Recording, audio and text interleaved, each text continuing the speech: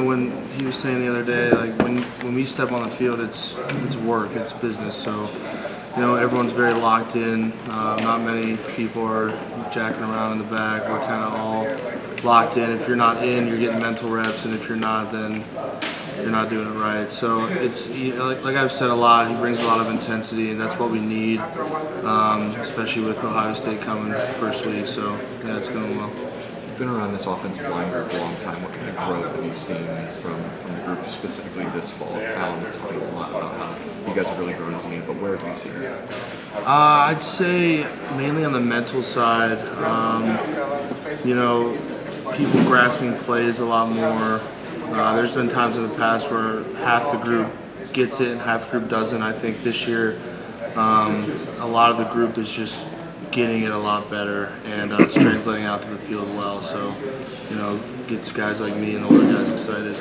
Mike, Coach Bell mentioned that no position group has more time on task than you guys as far as reps in practice. Is that something that you've noticed that's different from the past under Coach Bostad? Yeah, definitely. I mean, before pre-practice is like one of the hardest parts of practice before stretch even starts, because we are getting so many reps, and that's one of Coach Bostad's main things is just repetitions. So we get so many reps pre-practice, so I think it's good for us because you can't master something unless you take like thousands and thousands of reps. So that's the only thing that's going to get us better is just reps. Obviously, Matt Bedford got hurt like week 1 last year, and you had to play the rest of the season without him. How big of a difference do you feel like it's made to have him back on the line? Yeah, it's great. Me and Matt have been playing with each other for 4 or 5 years now, so he's a fantastic player physically and mentally. So yeah, it's going to be great to have him back, and I'm excited for his future in this year. Who stood out to you on the defensive line?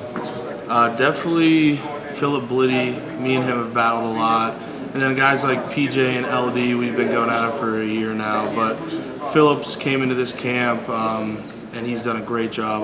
Of course, Andre Carter just physically dominating out there. So I'd say those are the guys.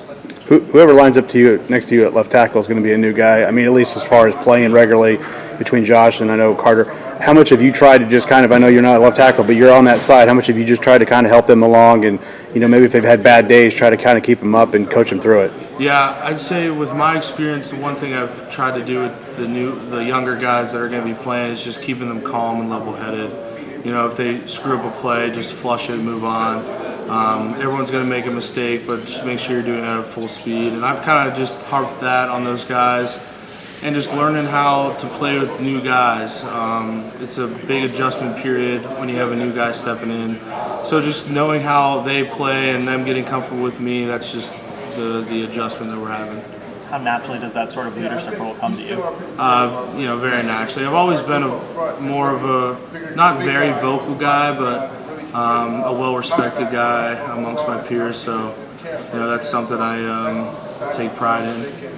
What's impressed you about Carter Smith just coming in? I know he's only a redshirt freshman. It seems like he might play some this year. What's impressed you? Where do you want to see him continue to grow? My biggest thing with Carter is just he loves the game. He loves getting better every day. He takes notes. He's very locked in meetings, and you can see that drive, that want to get better every day. So that's something that I've seen with Carter, and that excites me. What's something that you've tried to help him along with throughout fall camp? The biggest thing is just keeping that level head. He can get a little anxious at times out in the field, and I just try to calm him down.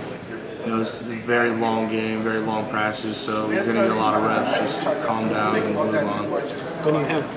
When you start with Ohio State, how was that for your first game? But how does that change the focus, the preparation a little bit to having a conference opponent and a good one? Yeah.